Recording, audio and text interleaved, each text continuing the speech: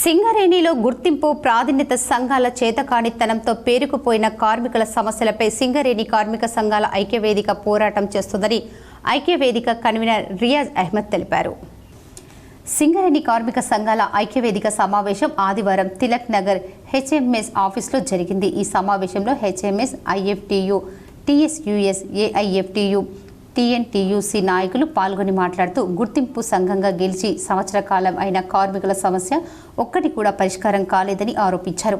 సింగరేణి కార్మిక సంఘాల ఐక్యవేదిక కార్మికుల సమస్యల పరిష్కారం కోసం ఉద్యమం చేయాలని, కార్మికుల పక్షంగా ఉండి సంస్థలో పనిచేస్తున్న కార్మికులకు అండగా నిలబడాలని నిర్ణయించడం జరిగిందన్నారు.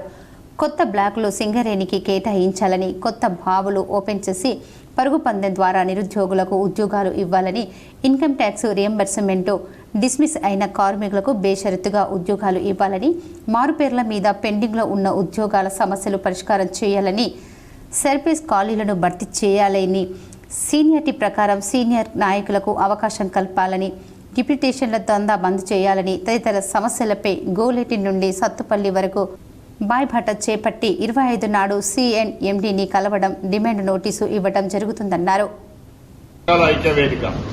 గత 3 సంవత్సరాల నుండి కార్మిక సమస్యల పరిష్కారం కోసం, సింగరేణి సమస్యను పరీక్షించడం కోసం ప్రయత్నం చేస్తున్నాం. గెలిచిన సంఘాల చాతగానితనం, వాళ్ళు ఏమి చేయలేదు. 1.5 year అయింది. అవకాశం ఇచ్చిన మేము గెలిచిన సంఘాలు ఏదో చేస్తారని ఈ రోజులకు ఏం చేయలేదు. సింగరేణి సంస్థను పరీక్షించుకోవడానికి మేము బొగ్గు బ్లాక్లు, మా బ్లాక్లు మాకు ఇవ్వాలి. తెలంగాణలో ఉన్న బొగ్గు బ్లాక్లన్నీ సింగరేణికే కేటాయించాలి. No action. అది కొత్త బావులు సంవత్సరానికి 5 కంపల్సరీ ఓపెన్ చేయాలి. కొత్త డైరెక్టర్లు కూడా మెమోరాండం ఇవ్వడం జరుగుతుంది. మన తరఫున, వేదిక తరఫున కొత్త బావులు ఓపెన్ చేయాలి. ఇది ప్రభుత్వ వాగ్దానం. ఎలక్షన్ టైంలో చెప్పింది, సంవత్సరానికి 5 కొత్త బావులు ఇచ్చి కొత్త పరుగు పందెం ద్వారా ఉద్యోగాలు ఇస్తామని. డిస్మిస్ అయిన కార్మికులకు ఉద్యోగాలు ఇవ్వాలి. 1 time మెజర్ ఎటువంటి కండిషన్ లేకుండా ఇవ్వాలి.